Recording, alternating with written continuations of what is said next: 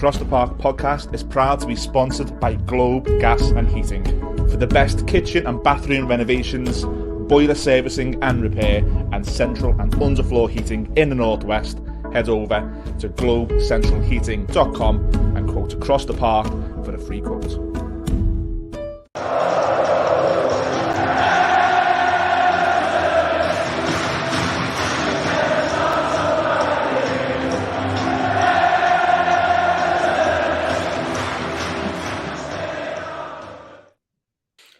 Hello everyone, welcome back to the Across the Park podcast, and it's that time of the week again. It's our opposition preview, and we're joined once again by Joe from Albion Obsessed. Joe, thanks again for joining us. How are you doing? Yeah, not too bad, mate. Not too bad. It's been a weird season so far, but there's been lots of ups and downs. I'm sure we'll get into, but yeah, all good, mate. Good stuff, mate. Yeah, we'll definitely get into that. And we're previewing this week a 3:00 kickoff on a Saturday. That must be a strange occurrence for you these days with the European exploits. Yeah, I know. How dare they? How dare they put us into the peasant slot? I'm joking. It's a very, very strange occurrence for us. As you know, we've had lots of Sunday kickoffs, lots of like late kickoffs as well. So, Saturday at 3:00. I haven't seen that for a while. Yeah, it's been a while since I was not used to that, so we won't go there. So anyway, you just touched on it then with the opening line, that it's been an up and down season. Obviously, it was a huge achievement for the club to get back in Europe, massively exciting for the fans. Fair to say, maybe brought down to earth with the AEK Athens results, which I think was in your first one. But talk to us about the season so far. What it's been like playing Europe and how you feel it's compared to last year, briefly. Yeah, so most of the podcasts I go on, I sort of explain that I enjoyed the journey more than I'm enjoying the destination, really. But it, as you say, it's been quite the reality check. We've gone into this season depleted with losing Alexis McAllister and Moises Caicedo. And, they're the engine. They're everything that made us tick last season. They were the reason that, well, I'd say that there wasn't only two reasons why we did so well, but they were very big reasons as to why we were playing so well.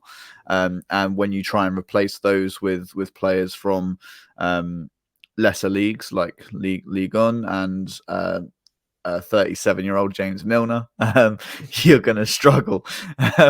So yeah, we probably haven't had the replacements we expected. I don't think De Zerbi's had the replacements he's expected, but I think we've done really well with what we do have. I think that there's still a case of the new players learning a system which is so intricate and requires so much trust from your teammates and your manager. So I think we will see the good side of what Roberto De Zerbi is trying to do with these. There's a lot of young players in our side now as well, and they just got to mature and learn a little bit more, get a little bit more physical, and I'm sure they'll do fine. We've seen so much promise from them. Like Pedro has been fantastic for us in Europe, top goal scorer in the Europa League alongside a couple of others. Granted, 3 of those have been penalties, but we'll count them. And Carlos Baleba coming in. Yeah, Carlos Baleba coming in has been really, really promising.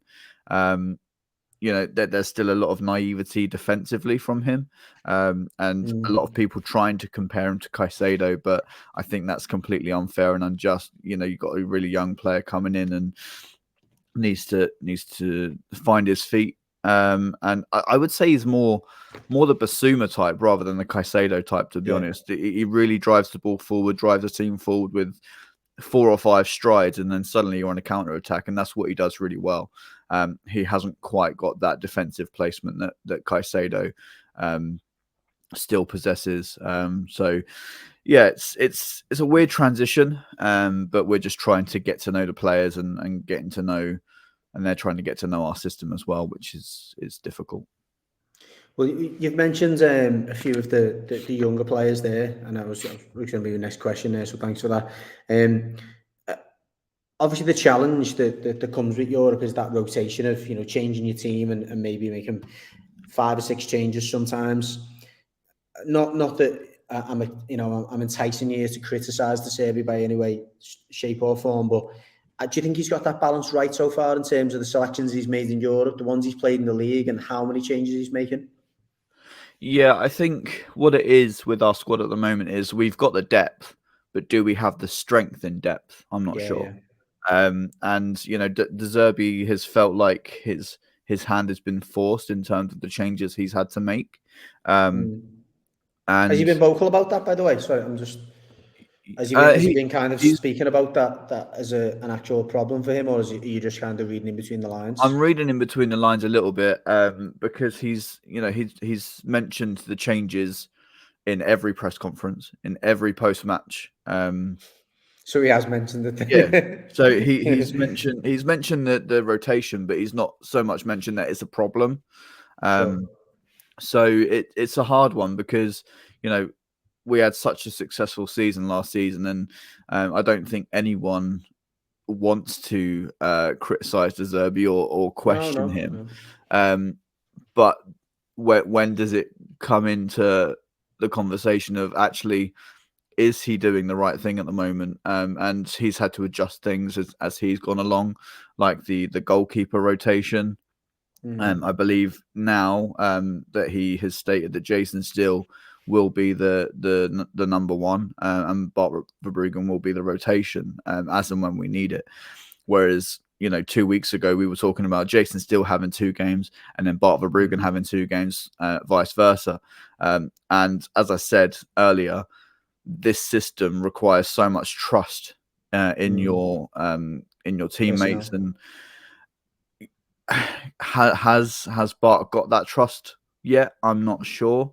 He's a fantastic goalkeeper. He really is. But there's been 1 or 2 moments where you're like playing the risky, playing the risky style of football that we play. Like against Liverpool, we capitulated completely, and that's down to a trust of a back four and a goalkeeper because they put pressure on us, and we were, 6s, 7s, bang, 2 goals, and now we're 2-1 down when we were controlling the game perfectly. And I think had that crazy 5 minutes not have happened, we would have gone on to win that game comfortably.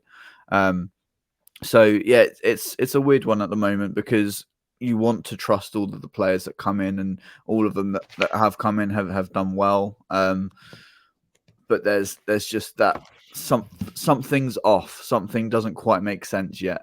But as I say, that's because all of these new players are trying to learn his system as quickly as they can. Yeah, one thing I was going to ask you, and again, excuse me ignorance here, but this is the reason why we do the Opposition podcast, is to kind of challenge these views, and particularly views of, I guess, opposing fans who don't know some of the more intricate things. I've been watching the European games and I'm seeing Ansu Fati, who looks, obviously he's an extremely talented player. You mentioned João Pedro before. When you've got players like that, maybe Fati doesn't fall into that category, but I think, from the outside looking in, João Pedro does. Would you not like to see them playing more often and not brought out, brought back in, brought out, brought back in? Are the players there that you feel... I mean, I guess my question directly is, have you seen your strongest 11 yet? I think we because have... he's having to rotate and bring a good winger in and take them out and stuff. I think we have in 1 or 2 games, especially towards the start of the season. Newcastle maybe at home, was that? Yeah, opening game against Luton as well. We were pretty strong. And it's just when this rotation kicks in, when so many fixtures have been played, that you start thinking, actually, we're going to have to change a few things. But the thing that makes me question it is, I look at Aston Villa, who are also in Europe, and they haven't made nearly as many changes as we have. And they've been absolutely pummeling teams left, right, and centre, and they've been playing so well.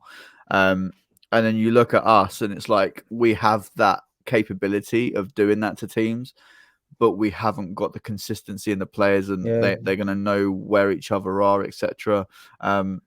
There was a lovely little link up between Simon Adingra and Ansu Fati in the Ajax game. Yeah, I noticed for his goal, and it was just utter class. And that's what these players give us, is just utter class. And let's be honest here as well. Ansu Fati is not someone you could say he's very young, isn't he? Now, as you get deeper into the season, maybe the mental fatigue comes in. But you can't imagine that physically he's exhausted after that Ajax game. No, and I can't imagine any of our players are physically exhausted after the Ajax game. I don't know if you watched the game, I but did, yeah, I did. You they controlled it. Ajax were absolutely atrocious. They're Yeah. probably one of the worst teams I've seen at the Amex for the last 7 years, 8 They're a years. shadow. They're a shadow of They the side they were. I couldn't believe it, and I was saying to my dad after the game, like, Grimsby gave us a better game. We beat Grimsby 5-0 last season in the quarterfinals, but they gave us a better, more physical game. Ajax were a sham, and yeah, as you say, like, how much does that take out the players physically? I would have been happy to see the same starting 11 against Fulham 3 days later. I don't think that would have taken much away from the players, and maybe 1 or 2 changes, but not 5 or 6. And that's where the consistency isn't matching up at the moment. And we need to see a good run of games, and we need to see players forming partnerships all over the pitch, because there isn't one. I think the only partnership you could say is a good one at the moment is Lewis Dunk and Jean-Paul Van Hecke. Yeah. But Yeah, even they get changed.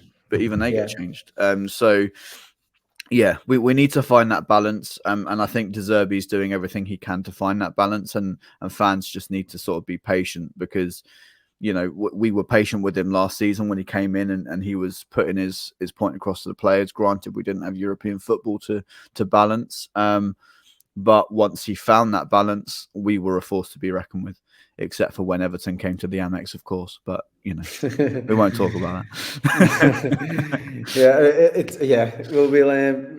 We'll move on slightly. I think what's concerning for me as an Evertonian, welcoming you to Goodison this weekend, is you have had that break, so to speak. A clean week, which you probably haven't had for a good few weeks. Going out to the League Cup, I guess, has been a blessing in that sense. We're obviously off the back of a game on Wednesday, and also a game where we pretty much only made a couple of changes from the weekend against West Ham. Last night's game was not much of a physical encounter, and I think some of the players, fortunately, Dyche was able to bring the lion's share of them off after like 65, 70 minutes. But I think I'm a little bit worried. I've just made note of the fact that you said, there's probably 2 occasions this season that you feel you've seen your strongest team. I've got a feeling, based on what I've just said, then, that we might see the strongest Brighton 11 at Goodison on Saturday. Yeah, it's a possibility. I think Pervis Estupiñán's back in the shout of maybe coming back onto the bench. We've missed him a lot. Obviously, we've lost Solly March for up to a year now. We've lost Daniel Welbeck for a long period of time as well. And Solly was massive for us last season, and has been huge for us this season as well. He always seems to do something against us as well. I mean, even if it's only 3 or 4 games he's played against us, he's a pain in the backside. Well, luckily for you, we definitely won't be there on Saturday. Which is a massive shame, because Estupiñán got injured, and then we're thinking, who on earth is going to fill in at left back? Solly March fills in at left back, and then his ACL goes pop, and it's like, that is just awful luck. So as I say, hopefully we can get Estupiñán back in the side. What we saw against Fulham was we started with a back 3 for the first time in about a year. We start with a back 3 of Igor, Van Hecke, I believe, or Webster. Webster, Dunk, and Igor in a back 3 against Fulham.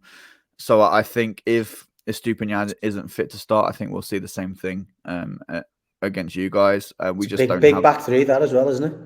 It is a massive back 3. It's a big back 3. And Adam Webster plays really, really well in a back 3. Igor played a blinder against Fulham this weekend as well. And Lewis Dunk is Lewis Dunk. He does what he does. So I think we'll see a really strong side. I think we'll probably see Ansu Fati, Evan Ferguson, and João Pedro all start. And then probably Matoma as well. That's really exciting for us, because that front 4 is ridiculous. So you're saying that Fati, João Pedro, Ferguson, and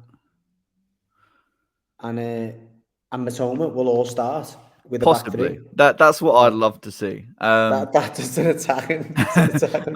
I would probably imagine a Dingra will be in there ahead of either João Pedro or Fati.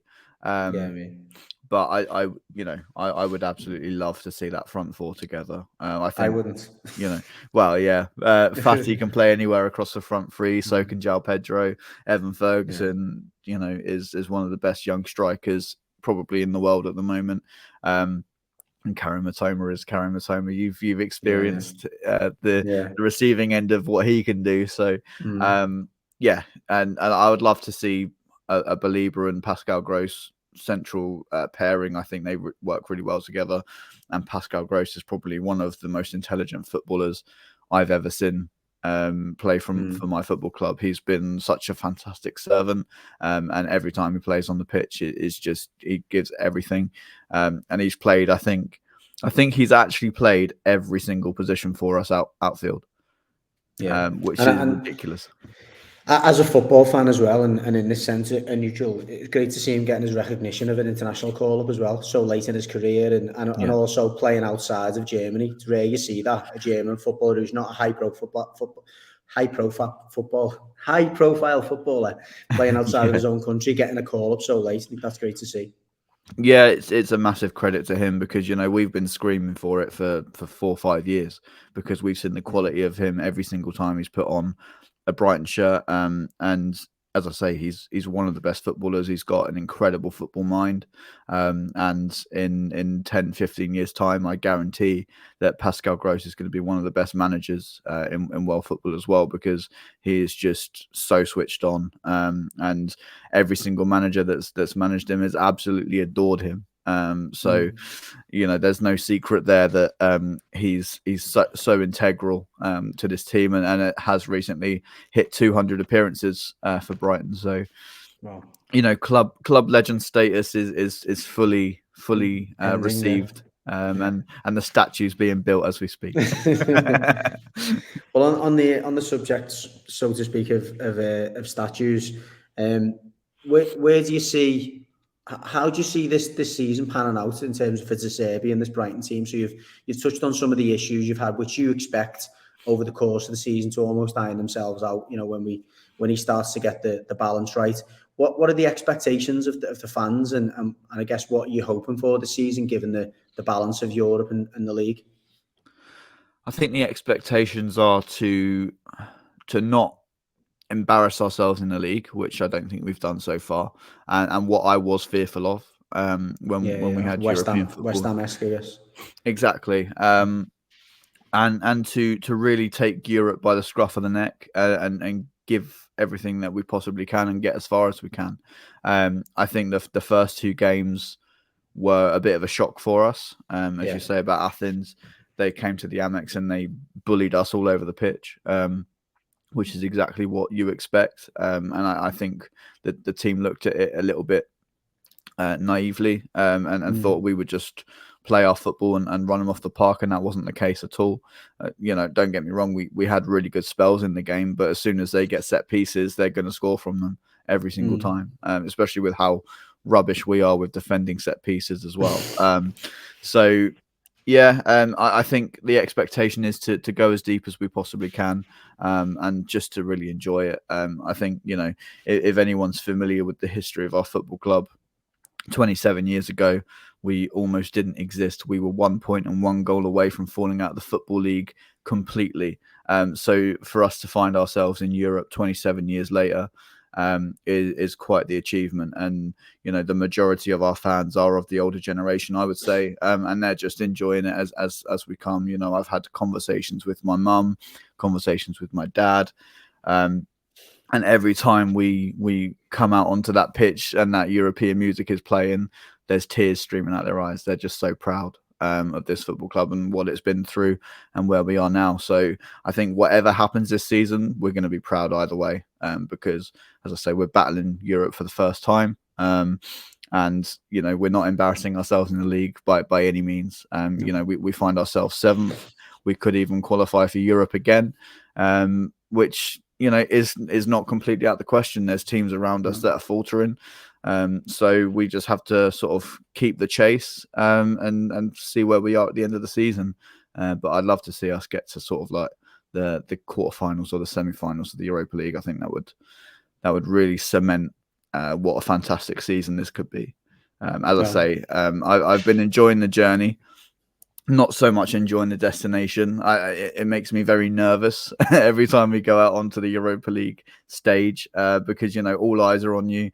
You've got fans that aren't playing on a Thursday night watching Brighton because they're playing on a Thursday night, seeing us struggle, which, for a neutral fan, you can correct me if I'm wrong, you haven't seen us struggle much over the last 12 months. So when the neutral fan does see us struggle, they're a bit like, what's happening at Brighton? But what's happening is we're just dealing with the teething problems of finding ourselves in a competition that we've never played in. Now we've got that first win, I really expect us to kick on. No, fair enough. And again, you gave me a lot of reason to be fearful for Saturday, but then give me a glimmer of hope when you said that you struggle so much from set plays, because that's an area of the pitch that we've been strong under Sean Dyche, and we've continued to be this season. So we'll move on to the game at the weekend. You expect, or you went through who you feel will be in the lineup. In terms of we know what we're going to get in terms of the approach to the game. It doesn't seem to change for the Serbi, whether it's home or away. In your face, pressing all over the pitch and high energy on and off the ball. What do you expect in terms of how the game will play out on Saturday? So I'm nervous because the last time we played Everton, I said I wasn't going to talk about it, but here I am talking about it. It was one of the toughest football matches I've ever watched. And you absolutely pummeled us, and found all of De Zerbi's weaknesses, and played it to your advantage. And I think that's where Sean Dyche can be such a fantastic manager for you guys, is that he really plays our weaknesses as your strengths. And I'm fearful that will happen again. I don't think De Zerbi will let that happen again.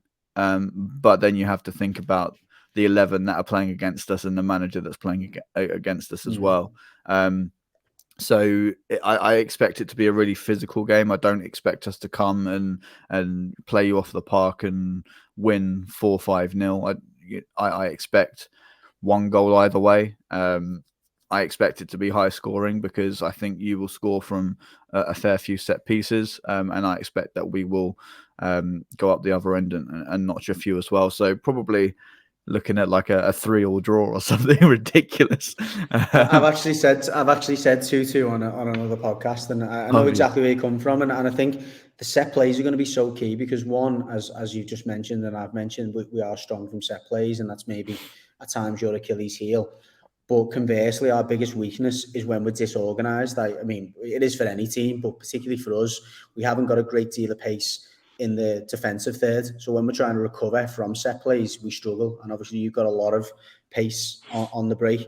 So I think when we do set up a set plays, whether it's free kicks or corners, that's actually when we're at our most vulnerable to the counter. And I think that's where you will get a lot of your joy when we're out of our kind of 4-4-1 formation, and because generally that's what happens. We'll have 4 or 5, if you like, behind the ball, 9 players and the goalie behind the ball, and Calvert-Lewin will just be kind of floating, waiting for the counter. But when we get a set play, we obviously commit all our big players, our defensive players up the pitch, and our fullbacks, Michalenko and Ashley Young or Patterson are not the quickest. They're not the quickest, given that most fullbacks in the Premier League tend to be lightning quick. And they're the ones who tend to be left back from the free kick. So, yeah, I agree with you. I think there's definitely a recipe for goals there. Q and 0-0. But yeah, I've gone for 2-2 myself. So, are you gonna sit on that fence, or are you gonna suggest that maybe you're gonna nick it? I'll go with the heart and notch Brighton the other way and say that we'll win 3-2. But yeah. I do not expect us to keep a clean sheet. We haven't kept a clean sheet in the league all season. Our first clean sheet came against Ajax in Europe, and I don't think Ajax would have scored if we played 120 minutes of football. Yeah, I'd like us to get an away win, just keep that momentum going. But I'm not a fool to think that it's going to be an absolute walkover. Dyche, as you play in some really physical football, and that's something that Brighton don't do so well against. So it's going to be an interesting game, and I'm looking forward to watching it. Yeah, me too. So as we said at the start, it's a 3:00 kickoff on Saturday. Are you coming up for it, Joe? I'm not, unfortunately. I will be watching I will be watching on a very, very legal stream. Of course, yeah, always. Yeah. But hoping that it's going to be a happy Saturday afternoon for me. But I'll just fingers crossed. I'm so nervous for it. That's it. I mean, it's an interesting one for us. I think we've had some fixtures in recent weeks, Everton, that we have been very nervous about, and one of them was actually the Burnley one last night, because we've made a bit of progress in that competition. It's obviously a huge monkey on the club's back that we haven't not only won a trophy for so long, but even in the last 10, 15 years, even competed for a trophy. So it was a big one for us to get that win last night. It means 2-3-0 victories on the bounce. So we're coming into the game with some confidence. I think it's probably the most positive that the fans have felt about this team and about the group in a while. So it'll be interesting putting that to the test again against, as we both know, a very strong side. So we both believe it's going to be a close game. We both believe there's going to be goals in it. As I've said, I'm sure that means it's going to be 0-0 and the worst game of football that anyone's seen all season. But we apologise in advance. Definitely. But again, thanks for joining us once again, Joe. Really appreciate it. For any of the Blues who are interested in Brighton's journey, which I certainly am, please give Albion Obsessed a follow. We will tag them in the YouTube video as well, so you can click onto their channel. Please subscribe to their channel if you haven't already. Again, it helps both of us. And again, thanks for your time, Joe. Enjoy your weekend apart from the hours of 3 and 5, or between 3 and 5. Hopefully you can get over it afterwards. And I'll catch up with you soon. Cheers, mate. Appreciate it. What's up, man?